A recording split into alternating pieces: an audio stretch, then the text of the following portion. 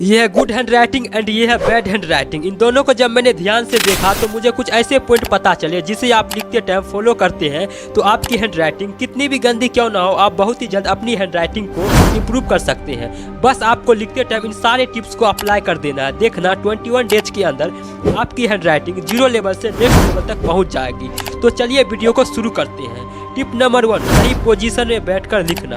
सबसे पहले हमें लिखते टाइम अपने बैठने के तरीकों को सुधारना है, क्योंकि अगर हम सही पोजीशन में बैठकर नहीं लिखते हैं तो इसका हमारी हैंड राइटिंग पर बहुत बुरा इफेक्ट पड़ता है और हमारी हैंड राइटिंग खराब होने लगती है। इसीलिए कुछ भी लिखने से पहले आप सही पोजीशन में बैठें, जिस पोजीशन में आप बिल्कुल कंफर्टेबल महसूस करते हैं, फिर लिखना शुरू करें।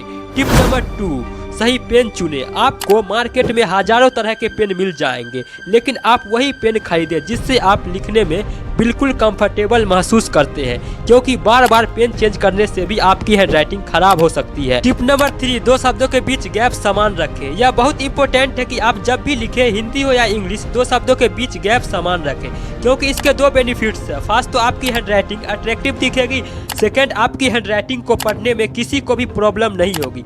कई बार शब्दों के बीच गैप ना होने से शब्दों का अर्थ ही बदल जाता है, इसीलिए लिखते टाइम 2 शब्दों के बीच गैप समान जरूर रखें। टिप नंबर 4, धीरे धीरे लिखें। ये गलती बहुत सारे स्टूडेंट करते हैं कि वह लिखते टाइम डॉक्टर बन जाते हैं, यानी बहुत तेज लिखते हैं और अपनी हैंड राइटिंग को खराब कर लेते हैं, और ये गलती उनकी आदत बन जाती है। इसीलिए ये गलती आपको भूल से भी नहीं करनी है।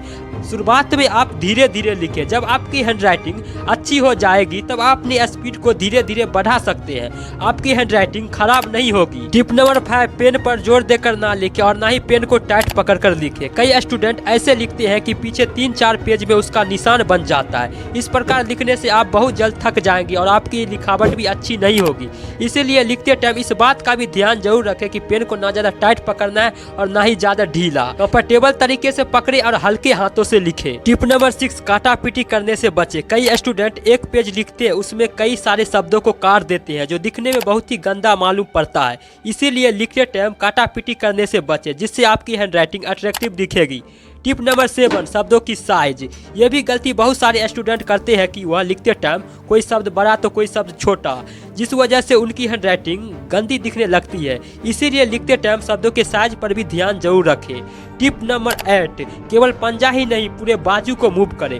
कई स्टूडेंट ऐसे लिखते हैं जैसे उसका केवल पंजा ही मूव हो रहा हो, पिछला भाग बिल्कुल स्टेबल रहता है, जिस कारण उसे 1-2 पेज लिखने में ही हाथों में दर्द होने लगता है, क्योंकि ब्लड सर्कुलेशन पूरे हाथों में ठीक से नहीं हो पाता है। इसीलिए आप लिखते टाइम पूरे बाजू को मूव करें ताकि आपकी हैंड राइटिंग सुधर सके। इन सारे टिप्स को फॉलो करते हुए 21 डेज तक प्रैक्टिस करते हैं तो आपकी हैंड राइटिंग कितनी भी गंदी क्यों ना हो, आप अपनी हैंड राइटिंग को बहुत ही कम समय में इम्प्रूव कर सकते हैं।